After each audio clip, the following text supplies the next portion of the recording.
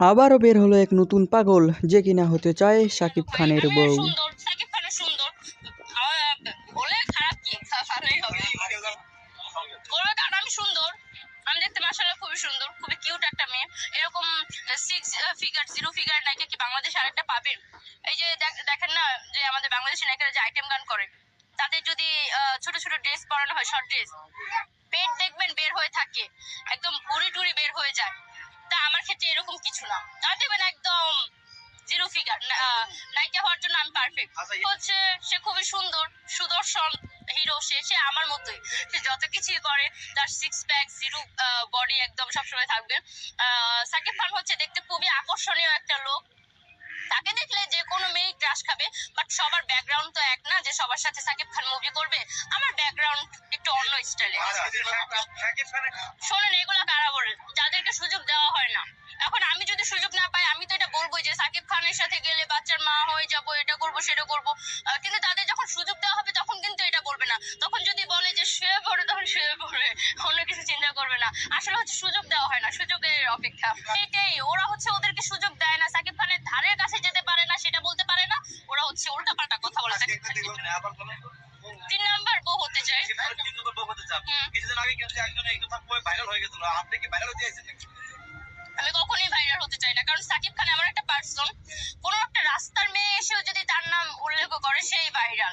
এখন সবাই তো হচ্ছে এক উদ্দেশ্যে আসে না। হ্যাঁ, আমি একটাই উদ্দেশ্য হচ্ছে তাকে নিয়ে কথা বলে, সেটা হচ্ছে তার সাথে আমি মুভি করব। কারণ হচ্ছে আমার ছোটবেলা থেকে স্বপ্ন ছিল এটা, যাতে তার কান অব্দি এই কথাটা পৌঁছায়, এটাই আমার ইচ্ছা।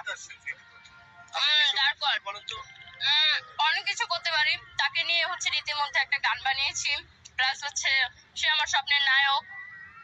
তো ওই যে একটা কথা বলেছিলাম যে তার জন্য আমি তার সাথে যদি আমাকে একটা একটা মুভি করার সুযোগ দেওয়া হয়, আমি ছবি ফ্রিতে করে দিব। এবার এর থেকে বড় কিছু আছে? আপনি সাকিব খানের জন্য গান? আমি সব পারি। আমি হচ্ছে কি যে আর 4-5টা মেয়ের মতো না, আমি একদম ভিন্ন রকম। আমার মন যখন যেটা চাইবে আমি তখন সেটা করি। আছে না যে পাখির খাঁচায় বন্দি, ওই রকম কিছু নেই আমার জীবনে।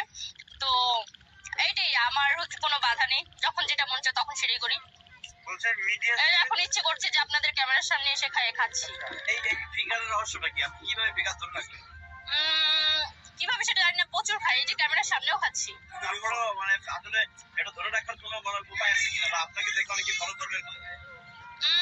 ধরে রাখার কোনো চেষ্টা না, মানে আমি অনেক খাই। হ্যাঁ, আমি হচ্ছে ফুড ব্লগিং করি, আমার আইডি নাম হচ্ছে ফুড কুইন। ফুড ব্লগিং করি আমি, আমাকে হচ্ছে টেবিল ভর্তি খাবার দেওয়া হয়, ওইটা আমি খেয়ে একদম শেষ করে পার্সেল আনার কোনো ব্যবস্থা নেই, খেয়ে একদম। যারা টিকটক করে তারা কখনোই মোটা হয় না, ওকে খাও লাভ নেই। এটা ভুল কথা। আগে আমি টিকটকার না, আগে আমি মিডিয়া জগতে এসেছি। আমার শুরু হয়েছিল ইগল মিউজিক দিয়ে। তো আগে আমি ইগল মিউজিকে কাজ করেছি, প্লাস হচ্ছে তখন আমার মন চাইছে যে আমি টিকটক করি। টিকটক হচ্ছে আমি শখে করি। বললাম যে যারা টিকটক করে তারা দেখায় কিন্তু মোটা হয় না, এটা আমি দেখি নাই। আপু, আপনি বলছেন যে সাকিব খানের জন্য সংসার ছেড়ে দিবেন, হ্যাঁ, আসলে এটা কেন? এইটা